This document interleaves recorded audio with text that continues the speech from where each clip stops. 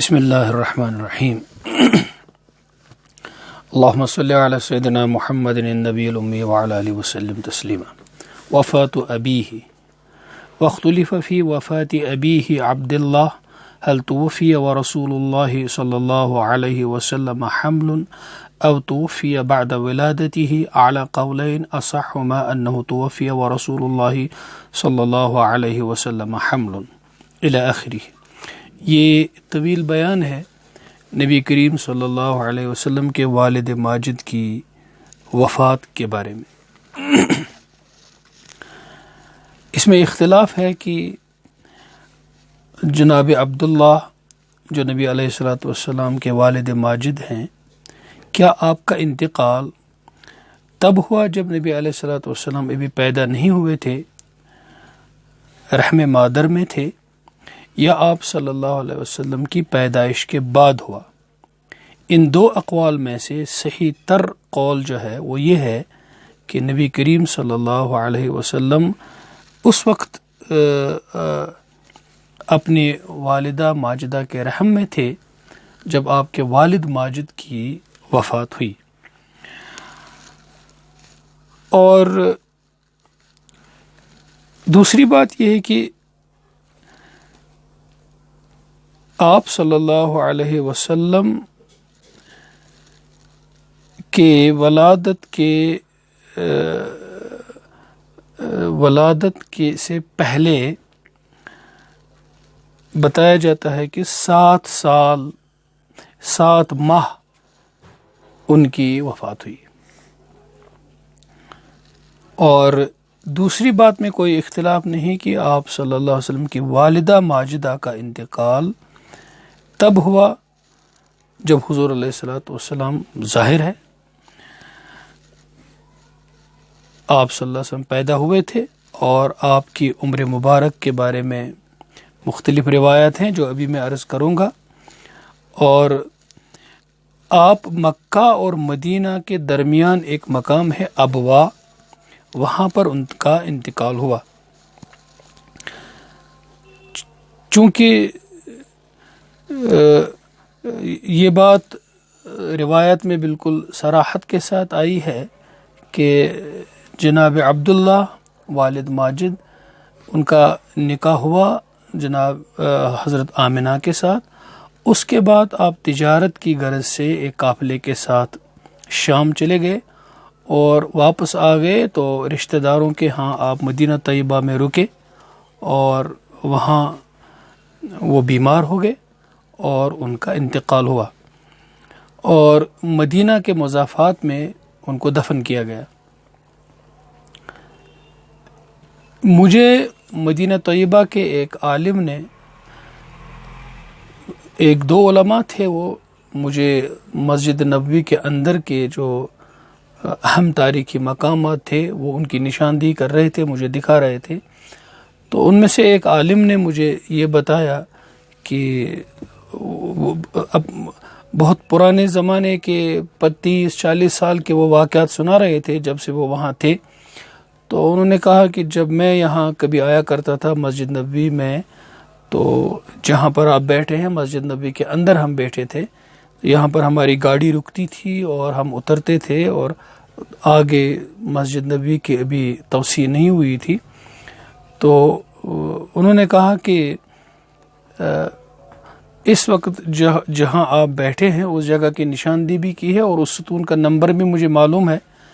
تو انہوں نے کہا کہ یہاں مسجد نبوی کی توسیع کے دوران، کھدائی کے دوران ایک قبر نکل آئی اور وہاں سے اس قبر کے اندر سے ایک نعش نکل آئی جو بالکل کسی نوجوان کی تھی. اور یہاں جب علماء جمع ہو گئے تو یہ سب کے اتفاق سے یہ بتایا گیا کہ یہ حضرت عبداللہ کی، نبی علیہ الصلوۃ والسلام کے والد گرامی کی قبر ہے اور ابھی ان کے بالوں اور داڑھی سے پانی ٹپک رہا تھا. یہ ان کا بیان ہے. اور پھر اس نعش مبارک کو جنت البقیع میں منتقل کیا گیا. تو یہ حضرت آمنہ جو گئیں وہ اپنے رشتہ داروں کے ہاں گئیں اور ان کا یہ شوق تھا کہ اپنے شوہر کی قبر کی بھی زیارت کریں. تو زیارت کرنے کے بعد ان کے ساتھ آپ کی خادمہ بھی تھی. جب وہ آئیں تو وہ ابوا کے مقام پر پہنچی. اگر آپ جدہ سے مدینہ طیبہ بدر سے آئیں گے اور جحفہ کے اس مقام پہ پہنچیں گے تو آپ کو تقریباً وہاں سے تقریباً 33 مائلز جو ہے وہاں سے دور آپ کو رائٹ سائڈ میں نظر پڑے گی تو ابوا مقام نظر آتا ہے. اگر آپ سیدھا مدینہ طیبہ سے مکہ مکرمہ سفر کریں گے، جو سڑک اس وقت شارع ہجرہ جس کو کہتے ہیں اس کے ساتھ ساتھ ہجرت کے راستے کے ساتھ ساتھ چلتی ہے، تو رائٹ سائڈ میں آپ کو ابوا کا مقام پڑے گا. تو وہاں پر مدینہ اور مکہ کے بیچ میں آپ کا انتقال ہوا. اور یہ کہا جاتا ہے کہ نبی علیہ الصلوۃ والسلام کی عمر مبارک اس وقت 6 سال کی تھی، اور کچھ لوگوں کا یہ کہنا ہے کہ آپ کی عمر مبارک 7 سال کی تھی تب. اس کے بعد آپ صلی اللہ علیہ وسلم کی کفالت آپ کے دادا جان نے کی، جناب عبد المطلب نے، اور ان کا بھی انتقال اس وقت ہوا جب نبی علیہ الصلوۃ والسلام کی عمر مبارک 8 سال کی تھی. کچھ لوگوں نے کہا 6، کچھ نے کہا 10. اور ان کے انتقال کے بعد حضور علیہ الصلوۃ والتسلیم کی کفالت آپ کے چچا ابو طالب نے کی، اور یہ لمبی کفالت رہی. اور جب نبی علیہ الصلوۃ والسلام 12 سال کے ہوئے تو آپ کے چچا ابو طالب تجارت کی غرض سے شام کے سفر کے لیے نکلے. اور کچھ لوگوں کا یہ کہنا ہے کہ اس وقت نبی علیہ الصلوۃ والسلام کی عمر مبارک 9 سال تھی. اور اس سفر کے دوران آپ کو ایک مقام پر ایک راہب نے دیکھا. ابھی بچے تھے، یا 9 سال کے یا 12 سال کے، اپنے چچا کے ساتھ قافلے کے ساتھ. تو آپ کو بحیرہ راہب نے دیکھا. اس واقعے کے بارے میں بہت سارے لوگوں نے اپنی رائے دی ہیں. کسی نے اس واقعے کی صحت پر کلام بھی کیا ہے. صاحب کتاب ابن قیم جوزی نے اس کو تسلیم کیا ہے، اور بہت سارے محدثین اور بہت سارے سیرت نگاروں نے اس واقعے کو صحیح تسلیم کیا ہے کہ اس راہب نے آپ کو دیکھا اور آپ کو پہچان لیا سابقہ کتابوں کے علم کی روشنی میں. اور اس راہب نے جناب ابو طالب کو یہ اطلاع دی اور ان کو حکم دیا کہ شام اس بچے کو ساتھ نہ لے جائیں، کیونکہ یہود ان کو پہچانیں گے اور یہود ان کے دشمن ہو جائیں گے اور ان کو نقصان پہنچائیں گے. تو پھر چچا جان نے ان کو واپس مکہ بھیج دیا اپنے کسی خادم کے ساتھ. ترمذی شریف میں ایک روایت آئی ہے جس میں یہ ہے کہ جناب ابو طالب نے آپ کو حضرت بلال کے ساتھ واپس بھیجا، لیکن یہ سہو ہوا ہے، اس میں یہ تسامح ہے، کیونکہ اس وقت حضرت بلال رضی اللہ تعالیٰ عنہ موجود نہیں تھے، اور اگر ہوتے بھی تو وہ آپ کے چچا کے ساتھ اور حضرت ابوبکر کے ساتھ نہیں ہوتے. یہ صاحب کتاب لکھتے ہیں. تو لیکن ایک روایت میں یہ بھی ہے مسند بزار میں، وہاں حضرت بلال کی صراحت نہیں ہے بلکہ یہ لکھا گیا ہے کہ وَأَرْسَلَ مَعَهُ عَمُّهُ بِلَالًا وَلَكِنْ قَالَ رَجُلًا. ایک جگہ یہ ہے وَلَمْ يَقُلْ وَأَرْسَلَ عَمُّهُ مَعَهُ بِلَالًا وَلَكِنْ قَالَ رَجُلًا. مسند بزار میں ہے، وہاں یہ نہیں ہے کہ بلال رضی اللہ عنہ کے ساتھ بھیج دیا بلکہ ایک شخص کو ان کے ساتھ بھیج دیا.